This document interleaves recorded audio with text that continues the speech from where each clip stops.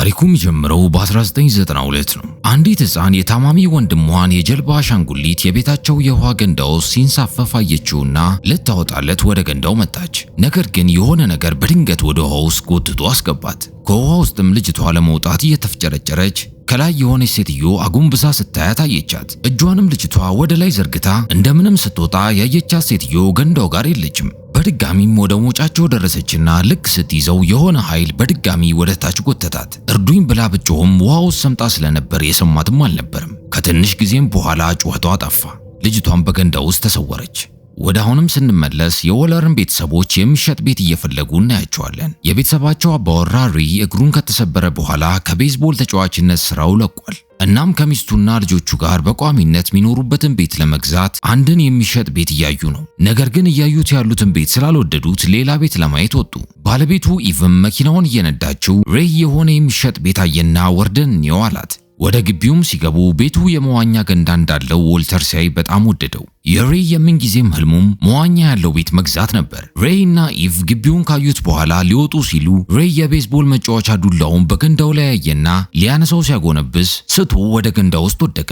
ውሃ ውስጥም ሬይ እንደገባ በፊት ቤዝቦል ሲጫወት የነበረበት ጊዜ ትውስ አለው። ወንድ ልጁ ኤሊየትና ሴት ልጁ ሊዚም አባታቸውን ሲያዩ ሮጠው መጡና ተባብረው ከገንዳ ውስጥ አወጡት። ኢቭ ባለቤቷን ሆስፒታል ይዘው መጣች። ዶክተሯም ካየችው በኋላ ቤት ውስጥ ቀለል ያሉ እንቅስቃሴዎችን እንደ ዮጋ ወይንም ዋና ቢዋኝ ለእግሩ እንቅስቃሴ እንደሚጠቅመው ነገረችው። ከሆስፒታሉ እየወጡም ሬይ ለኢቭ መዋኛ ገንዳ ያለውን ቤት ስለወደድኩት ብቻም ሳይሆን ከገዛ ነው የእግሬንም ማፍታቻ ይሆነኛል አላት። ኢቭም በመጨረሻም ከኪራይ ቤት ተላቀው የራሳቸውን ቤት የመግዛት አቅም ላይ በመድረሳቸው በጣም ደስተኛ እንደሆነች ነገረችው። በመጨረሻም ቤቱን ገዙትና በፍጥነት ወደ አዲሱ ቤታቸው ገቡ። ኢቭም አዲስ ስራ ጀመረች። ልጆቻቸው ኤሊየትና ሊዚም አዲስ ትምህርት ቤት ገቡ። ወደ ቤታቸውም ሲመለሱ ቤተሰቡ ተሰብስቦ የዋና ገንዳውን ማጠብ ጀመሩ። እያጠቡም ኢዚ በትምህርት ቤታቸው የዋና ቡድን ውስጥ ለመሳተፍ እንደተመዘገበች ለአባቷ ነገረችው። ሬይም በጣም እንደኮራባት ነገራትና የገንዳውን የቆሻሻ ማጠራቀሚያ ሊያጸዳ እጁን ሲከት የሆነ ነገር ቆረጠውና ጮሆ እጁን በቶሎ አወጣው። ኢቭና ልጆቹም ደንግጠው አባታቸውን እያዩት ጥቁር ፈሳሽ ከማጠራቀሚያ ውስጥ መውጣት ጀመረ። ገንዳውን እንዲመረምርላቸውም ቴክኒሻን ጠሩ። ቴክኒሻኑም ገንዳው ውሃ የሚሞላው ቅርባቸው ካለ ሐይቅ ስለሆነ ውሃውን አጣርቶ የሚሞላውም በተፈጥሯዊ ሁኔታ እንደሆነ ነገራቸው። ምሽት ላይም ሬይ የበፊት ዕቃቸውን እያወጣ ኢቭ ደግሞ የወረቀት ስራዎች እየሰራች ነበር። ከጨረሰችም በኋላ ኢቭ ልትዋኝ ወጣች። እየዋኘችም ድመታቸው ባልተለመደ ሁኔታ ስትቅበዘበዝ አየቻት። ነገር ግን ኢቭ ድመቷን ቤቱ አዲስ ስለሆነባት ይሆናል ብላ ችላ አለቻትና መዋኘቷን ቀጠለች። እየዋኘችም አንድ ሰው ከገንዳው በላይ ቆሞ አየች። ብደነግጥም ሬይ የቀለደባት መስሏት ስትወጣ ሰው የሚባል የለም። ይህም ማስደነገጣት። ገንዳው ዙሪያ ያሉትን መብራቶች በፍጥነት ብልጭ ድርግም ማለት ጀመሩ። ኢቭም ከገንዳው ውስጥ ወጥታ ወደ ቤቷ ገባች። በመጀመሪያም ልጆቿ ክፍል ገብታ ካየቻቸው በኋላ ወደ መኝታ ቤታቸው ስገባ ሬይን ተኝቶ አገኘችው። መግባቷን ሰምቶም ሬይ ተነሳ። ኢቭም አሁን እየዋኘው ልታይን ገንዳው ጋር መተህ ነበር ወይ ብላ ጠየቀችው። ሬይም እንዳልመጣ ነገራት። በዚህ ሰዓት ደግሞ ድመቷ ገንዳው አካባቢ ተቀምጣ የፊልሙ መጀመሪያ ላይ ያየነው የአሻንጉሊት መርከብ ከየት መጣ ሳይባል በገንዳ ውስጥ እየተሳፈፈ ነው። ዙሪያው ያለ መብራትም ብልጭ ድርግም እያለ ነው። ድመቷን በትኩረት መጫወቻውን እያየችው ያሳየናል። በቀጣዩ ቀንም ሲነጋ ድመቷ ከቤቱ ጠፍታለች። ነገር ግን በአንገቷ ላይ ያሰሩላት ቀበቶ በገንዳው ላይ እየተንሳፈፈ ነው። እነ ኢቭም ድመቷን መፈለግ ጀመሩ።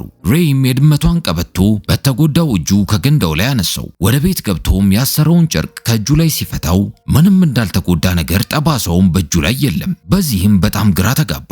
ምሽት ላይም ኢቭ በገንዳው ውስጥ እየዋኘች ገንዳው ሲዘጋ በህልሟ አየችና ባና ተነሳች። ከክፍላቸው ስትወጣም ሬይን በገንዳው ውስጥ እየዋኘ አየችው። በማግስቱም ከሬይ ጋር ክትትል የሚያደርግበት ሆስፒታል መጡ። ዶክተሯም በዚህች አጭር ጊዜ ውስጥ ባሳየው የጤና መሻሻል በጣም ተገረመች።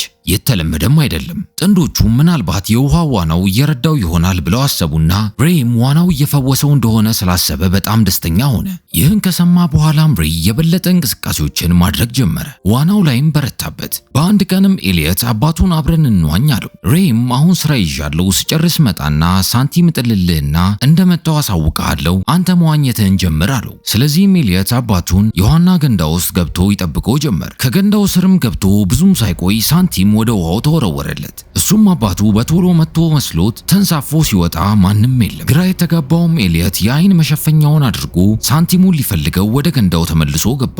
ነገር ግን ሌሎች ሳንቲሞችም ወደ ገንዳው ተወረወሩ። ኤልየት ከበላዩ የሆነ ድምፅ ሲጠራው ሰማና ቀና ሲል የሆነች ሴት ከላይ ሆና ስታየው ተመለከተ። ሊያናግራት ዋኝቶ ሲወጣ ግን ማንም በአካባቢው የለም። ኤልየት አሁን መፍራት ጀመረ። ቢሆንም ግን ኢዚ ልታስፈራራኝ እየሞከረች ይሆናል የሷ ስራ ነው ብሎ ማሰበና መዋኘቱን ቀጠለ። ወደ ውሃው የመዝለያው እንጨት ጋር ሲደርስ ከመዝለያው በላይ የሰው የኮቴ ድምፅ ሰማና ሲወጣ አሁንም ማንም የለም። ኤልየት በድጋሚም የሴት ድምፅ ከአንዱ የገንዳው ጫፍ ተሰማው። ልጅቷም ሬቤካ እባላለሁ ብላ ተዋወቀችውና የያዘችውን አሻንጉሊት ኤልየት ሊቀበላት እጁን ወደ ውስጥ ሲዘረጋ የሆነ እጁን ያዘውና ይጎተተው ጀመር። እንደምንም አስለቅቆ ኤልየት እናቱ ጋር መጥቶ በገንዳው ውስጥ ስላየውና ስለሰማው ነገር ነገራት። ኢቭም ስትወጣ ምንም ነገር የለም። ኋላ ላይም ሬይ ሲመጣ ነገረችው። ሬይም ኤልየት አዳዲስ ጓደኞችን መያዝ ስላቃተው ሊያጫውትሽ የፈጣጠረ ይሆናል አላት። እንደ ቤተሰብም ሆነው ኤልየትን የቤዝቦል ጨዋታውን ለመደገፍ ወደ ትምህርት ቤቱ መጡ።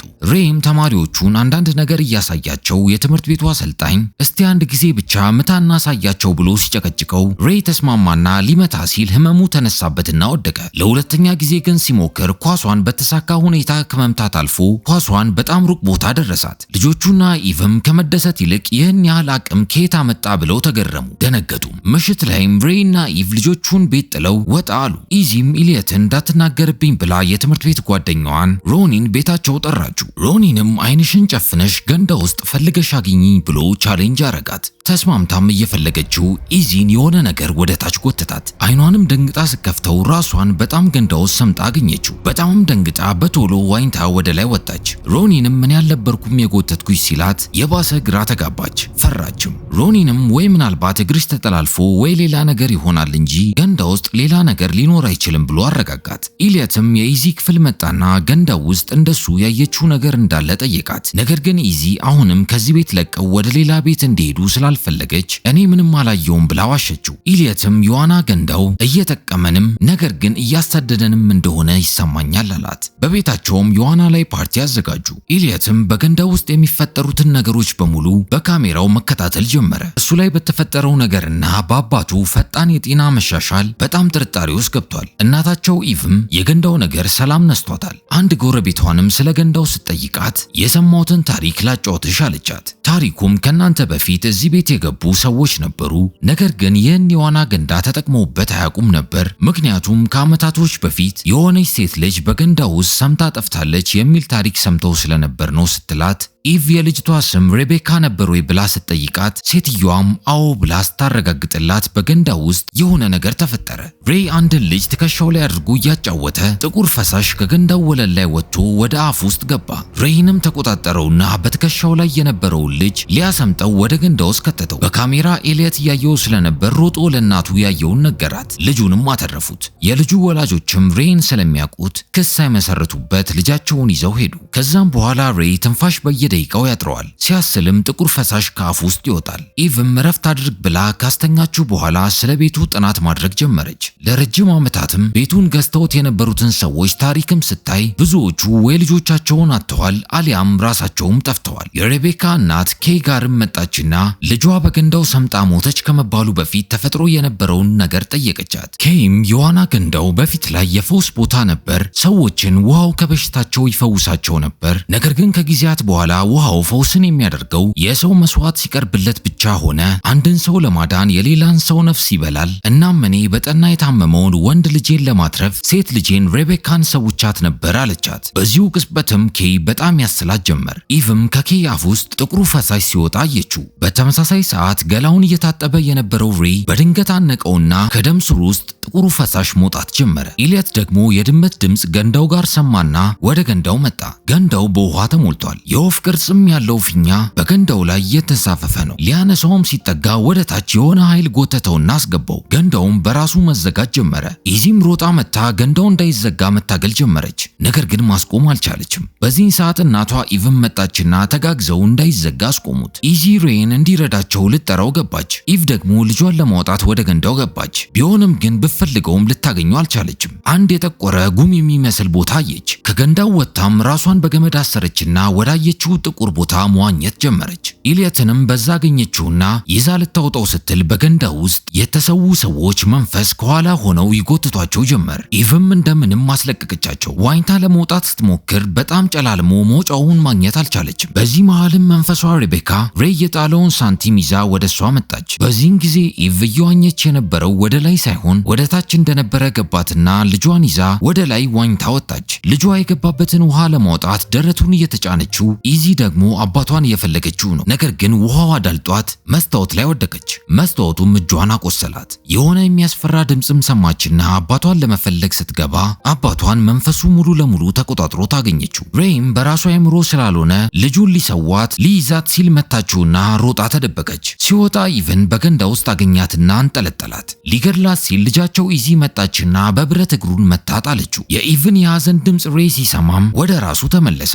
ኢልየትም ከወደቀበት ተነሳና ተሰብስበው ሊወጡ ሲሉ ሬይ ገንዳውን ጥቁሩ ፈሳሽ እየሞላው እንደሆነ አየ። በዚህን ሰዓትም ሬይ በገንዳ ውስጥ አንድ ሰው ካልተሰዋ ቤተሰባቸውን መተተኛው ውሃ ሁሌም እንደሚያሳድዳቸው ገባው። ሬይም ወደ ገንዳው በራሱ ገባና ራሱን ለቤተሰቡ መስዋዕት አደረገ። ኢቭና ልጆቿም ሌሎች ቤተሰቦችም ቤቱን ገዝተው ከሚሰቃዩ እኛው እንኑርበት ብለው በቤት ውስጥ መኖራቸውን ቀጠሉ። ገንዳውንም ኢቭ በድጋሚ በውሃ ተሞልቶ መንፈሱ እንዳያሳድዳቸው በአፈር አስሞላችሁ። ፊልሙም እዚህ ላይ ያበቃል። ለቻናላችን አዲስ ከሆኑ ሰብስክራይብ ማድረግ እንዳይረሱ።